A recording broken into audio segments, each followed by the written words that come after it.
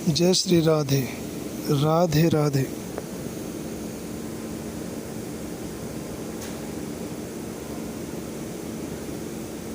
जब कृष्ण जी का जन्म हुआ तो जेल के सभी संतरी माया द्वारा गहरी नींद में सो गए। जेल के दरवाजे स्वतः ही खुल गए। उस वक्त भारी बारिश हो रही थी। यमुना में उफान था। उस बारिश में ही वासुदेव ने उन्हें कृष्ण को एक टोकरी में रखा और उस टोकरी को लेकर वे जेल से बाहर निकल गए। कुछ दूरी पर ही यमुना नदी थी। उन्हें उस पार जाना था, लेकिन कैसे? तभी चमत्कार हुआ।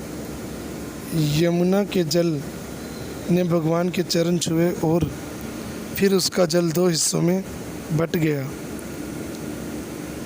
और इस पार से उस पार का रास्ता बन गया।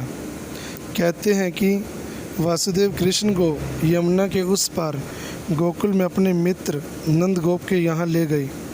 वहाँ पर नंद की पत्नी यशोदा को भी एक कन्या उत्पन्न हुई थी। वासुदेव कृष्ण को यशोदा के पास बुलाकर उस कन्या को ले गए। गोकुल माँ यशोदा का मायका था और नंद गांव में उनका ससुराल। श्री कृष्ण का लालन पालन यशोदा व नंद ने किया।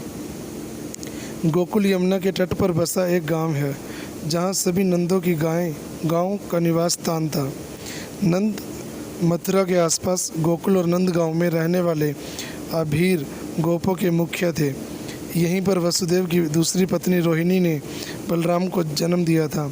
बलराम देवकी के 7वें गर्भ में थे, जिन्हें योग माया में आकर्षित करके रोहिणी के गर्भ में डाल दिया था। यह स्थान गोप लोगों का था। मथुरा से गोकुल की दूरी महज 12 किलोमीटर है। जय श्री कृष्ण। राधे राधे राधे।